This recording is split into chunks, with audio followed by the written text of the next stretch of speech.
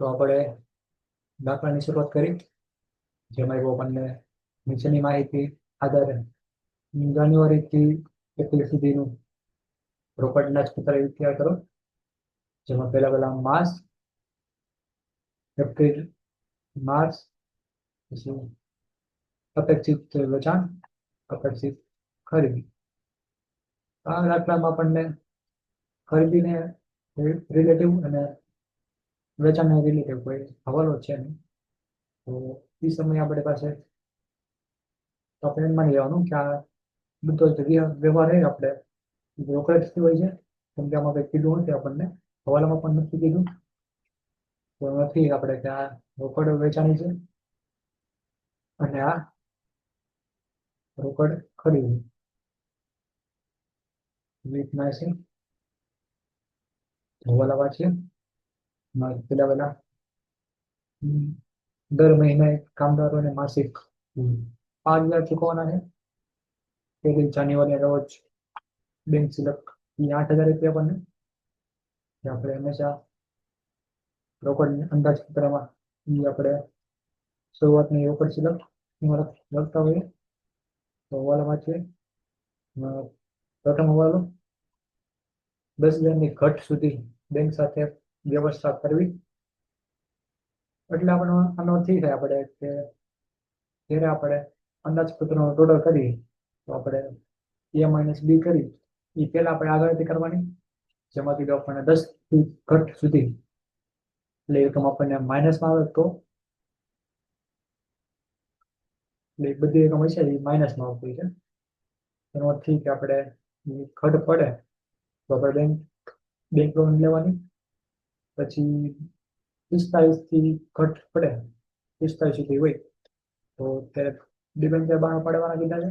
અને પછી 45 કરતા વધારે હોય તો આપણે પ્રેફરન્શિયલ મૂડી બહાર પાડવાની, પ્રેફરન્શિયલ બહાર પાડવાના છે.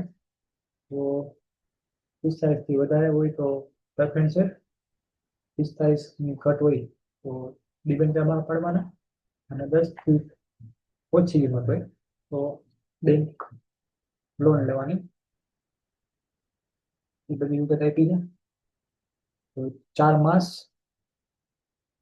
જાન્યુઆરીથી એપ્રિલ, 4 માસનું રોકડ અંદાજપત્ર તૈયાર કરવાનું છે આપણે. તો બનાવીએ 4 માસનું રોકડ અંદાજપત્ર, જેમાંથી આપણે પહેલા લખવા પડે ફરી મારો જાન્યુઆરીથી એપ્રિલ,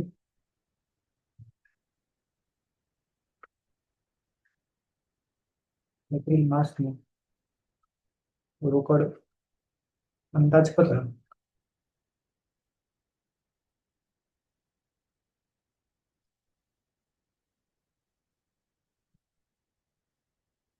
કોલમ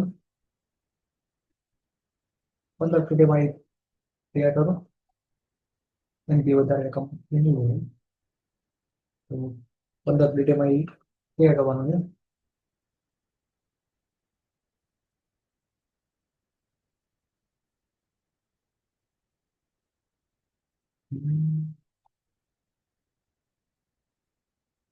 પેલા વિગત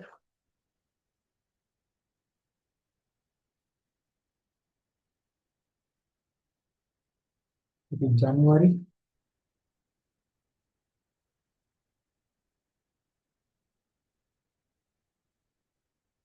ફેબ્રુઆરી, માર્ચ અને એપ્રિલ. આવી રીતના 4 માસ આપણે લખી નાખવાના. પછી એમાં શરૂઆતની રોકડ સિલક થાય તો શરૂઆતની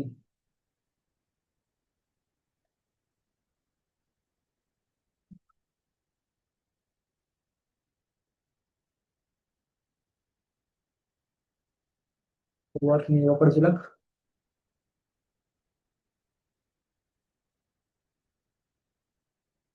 જેમાં આપણને હવાલામાંથી તો આપણને એમાં શરૂઆતની રોકડ સિલક આપી આપણને 8,000. તો પ્રથમ માસની જાન્યુઆરીમાં 8,000 ખાસ ધ્યાન આપવાનું કે આ માસમાંથી જો આપણને પછી ઉમેરો રોકડ જાવકો રોકડ આવકો પહેલા આવકો લેવાની પછી આવશે જાવકો. નંબર 1 પહેલા આવશે રોકડ વેચાણ. રોકડ વેચાણ આપણે અપેક્ષિત વેચાણ આપ્યું આપણને એટલે એ સમય આપણી માટે હવાલામાં પણ કઈ છે નહીં તો એ સમય આપણે માટે અપેક્ષિત વેચાણ એ આપણા માટે રોકડ વેચાણ તો આપણે લખીએ 60,000 40,000 45,300 40,710 પછી કઈ નથી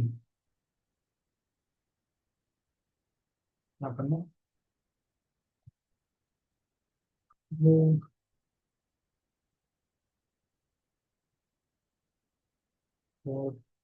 ટોટલ મારીએ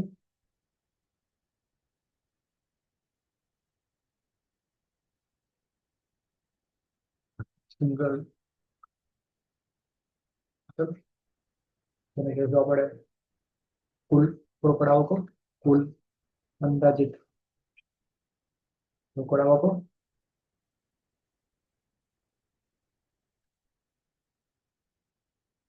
આપણે એ નામ આપવાનું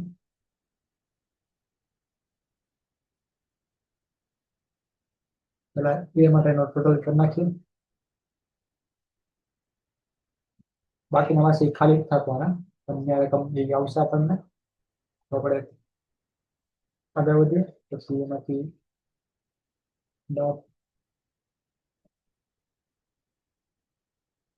રોકડ જાવકો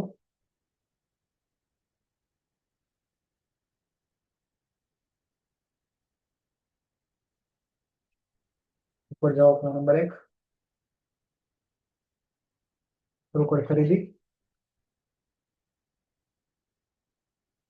રોકડ ખરીદી પણ આપણને આપી નથી પણ એ સમયે આપણને શું કરવાનું અપેક્ષિત ખરીદી એ આપણા માટે રોકડ ખરીદી ગણાય તો 45,000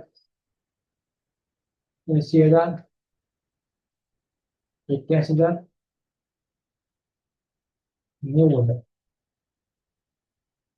બધી વિગત આવી ગઈ પછી નંબર 2 પછી આગળ વાંચીએ તો વાલા વાંચવાના પેલા દર મહિને કામદારોને માસિક 5,000 ચૂકવવાના છે તો દર મહિને 5,000 ચૂકવવાના છે ચૂકવાથી પૈસા જાય તો જાવક તો કામદારને ચૂકવણી કામદારને ચૂકવણી બધામાં 5,000 લખવાના બધામાં 5,000 પછી નંબર 3 પછી હવાલા વાંચવાના હવાલામાં કીધું આપણને બીજો હવાલો વાંચીએ પેલા બીજો હવાલો એમાં આપણને કીધું ડિબેન્ચર બહાર પાડવાના છે પણ ડિબેન્ચર બહાર પાડે તેનું વ્યાજ એ આપણા માટે આવક જાવક કહેવાય ડિબેન્ચરનું વ્યાજ હોય ને વ્યાજ એ આપણા માટે જાવક કહેવાય તો લખીએ ડિબેન્ચરનું વ્યાજ ડિબેન્ચરનું વ્યાજ 12% પણ પેલા આપણને કંઈક જાન્યુઆરીમાં કંઈક કીધું નથી આપણને અને દેશ પણ ફેબ્રુઆરીમાં એ દેશ નથી લખવાનું આપણને રકમ મળશે નંબર પછી આપણને કંઈ આપ્યું પછી બધા ઓલા આવી ગયા તો ટોટલ નાખવાનું જે આપણા માટે કુલ અંદાજિત રોકડ જાવકો એનો ટોટલ કુલ અંદાજિત રોકડ જાવકો સુધીમાં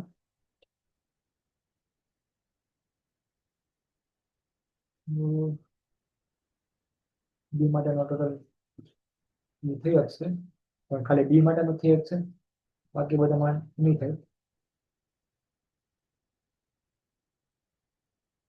53,000.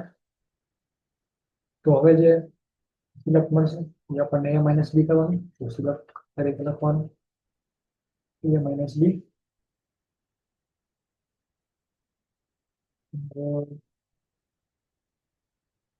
માઇનસ બી કરી તો આપણને રકમ મળશે 15,000. એ માટે હવાલો વાંચવાનો હોય આગળ આપણે રીતના તો પેલો વાળો 10 થી ઘટ સુધીની હોય તો આપણે બેંક લોન લેવાની છે. પછી શું કીધું આપણને 10 કરતા વધારે એટલે કે 45 હોય તો 45 થી ઓછી હોય એ સમયે ડિબેન્ચર બહાર પાડવાના. અને 45 થી એ વધારે હોય પ્રેફરન્સ બહાર પાડવાના. ઉમેરો ઉમેરો કરતું જવાનું. ઉમેરો પેલા વાર કીધું આપણને 10 થી ઓછી હોય તો બેંક લોન. પછી આપણને કીધું 45 થી ઓછી હોય ત્યારે એ સમયે આપણે ડિબેન્ચર બહાર પાડવાનો હોય. ડિબેન્ચર બહાર પાડી પછી 45 થી વધારે હોય તો એ સમયે આપણે પ્રેફરન્સ મૂડી બહાર પાડવાની છે. ત્રીજા વારમાં કીધું આપણને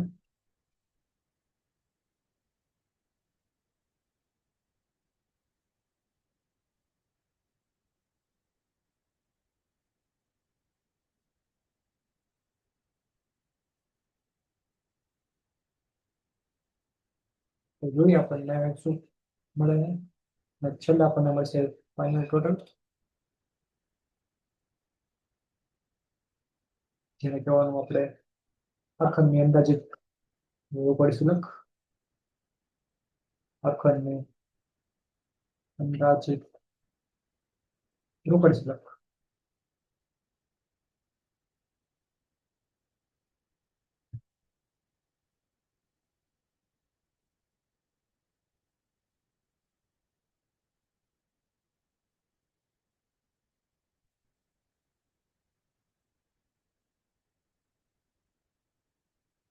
તો પેલા 15,000 છે એટલે કે પેલો વાળો નહીં લાગવો પડે બીજો પણ નહીં. એટલે હવે 10,000 હોય ને તો આપણને 10,000 લગીને આપણને ઘટ હોય તો આપણને બેંક લોન લેવાનું કીધું આપણને અને રકમ 15,000 છે એટલે આપણે ડેશ બેંક લોન આવશે નહીં. પછી 45 માં પણ ડેશ નહીં આવે. 45 રકમ વધારે હોય તો પ્રેફરન્સ એ પણ નહીં એમાં પણ ડેશ 3 માં ડેશ. ફાઇનલ ટોટલ આપણે લખીએ આપણે 15,000. પછી ટોટલ જશે આની ઉપર જાન્યુઆરીની આખરની ફેબ્રુઆરીની શરૂઆતની ગણાય તો 15,000 આપણે મૂકવાના. 15,000 મૂકતા પછી આગળ વધીએ તો આપણને ટોટલ આવશે આપણે ટોટલ કરીએ આપણને તો આપણને 55,000 આવે. તો હવે ફેબ્રુઆરીમાં વ્યાજ નહીં આવે કેમ કે આપણે ડિબેન્ચર પ્રેફરન્સ મૂડી કે લોન લીધું જ નથી તો ત્યાં ડેશ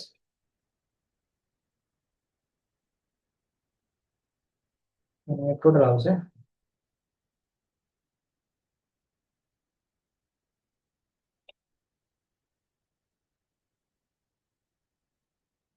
85,000. તો a માઇનસ બી 55,000 માઇનસ 85,000 એટલે કે આપણને માઇનસમાં રકમ આવશે 30,000. તો 30,000 એટલી આમાંથી જોઈ લેવાનું આપણે કેમ આવશે. 3 વાર આપ્યા છે 3 માંથી ક્યાં કયું લાગુ પડશે આમાં તો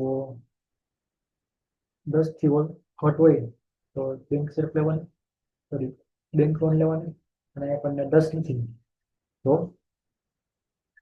10 થી વધુ પરંતુ 45 ની ઘટ હોય એટલે આપણે બીજો વાળો લેવાનો તમારે ડિબેન્ચર બહાર પાડવાના છે, તો ડિબેન્ચર બહાર પાડી નાખવાના. તો ડિબેન્ચરમાં લખવાનું 30,000. જ્યારે આપણે ડિબેન્ચર બહાર પાડીએ એનું વ્યાજ પણ બીજા માસમાં ચૂકવવાનું હોય, અર્થાત આનું વ્યાજ જે હશે એ કયા મહિનામાં ચૂકવવાનું, અને પછીના મહિને એટલે ડિબેન્ચર વ્યાજ લખવું આપણે માર્ચમાં, ત્યાં રકમ ચૂકવવાની. પણ કઈ રીતે ગણીએ તો ગણતરી કરી 30,000 એને ગુણા 12%, પછી એવું આપણને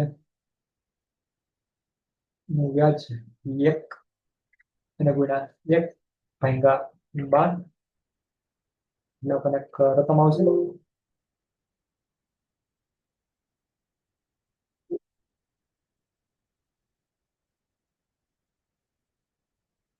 ફરીથી કરીએ. 30,000 એને ગુણ્યા 12%, એને ગુણ્યા 1/12 રીતના કરો એટલે આપણે રકમ આવે 300 રૂપિયા. 300 રૂપિયા છે વ્યાજ કહેવાય. અને ટોટલ મારીએ એટલે આપણને 45,000. પછી એનો ટોટલ મારીએ આપણે વ્યાજની રકમ કેવી રીતના લીધી વ્યાજની રકમ.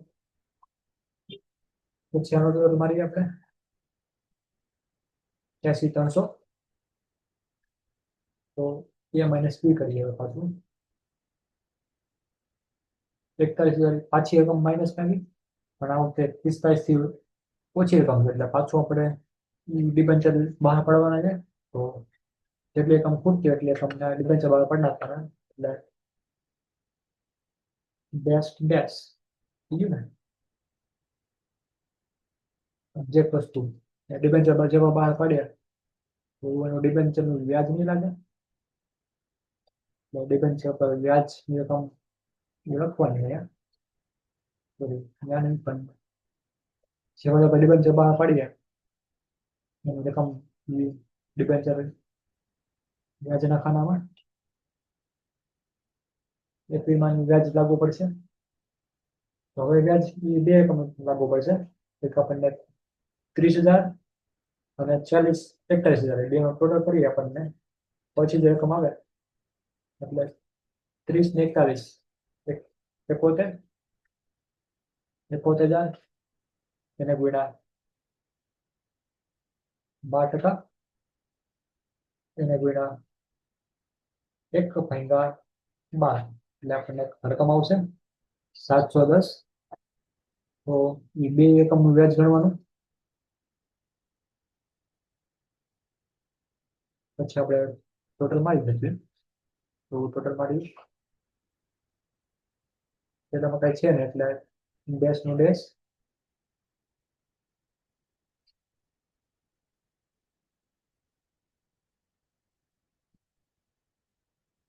ચાલીસ 710,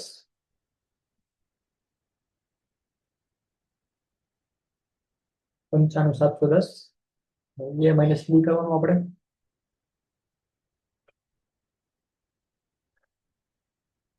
55,000 એ પણ રકમ માઇનસ માં આવી. હવે આપણે 55,000 ક્યાં લખવાના, તો નંબર ત્રીજો વાળો 45 થી વધારે કેવી રકમ, તો આપણે પ્રેફરન્સ શેર બહાર પાડવા પડશે. તો 55 ને કરવાના પ્રેફરન્સ શેર બહાર પાડ્યા, 55,000 કરી નાખીએ તો આપણને ટોટલ મારીએ એટલે આપણને ડેશ દાખલો થઈ ગયો પૂરો. આ બધા ઓલા આવી ગયા, બધી રકમ મળી ગઈ. તો આપણને રોકડ આપણને મળી આખરની અંદાજિત રોકડ જે 15,000 મળી આપણને. બાકી બધામાં ડેશ.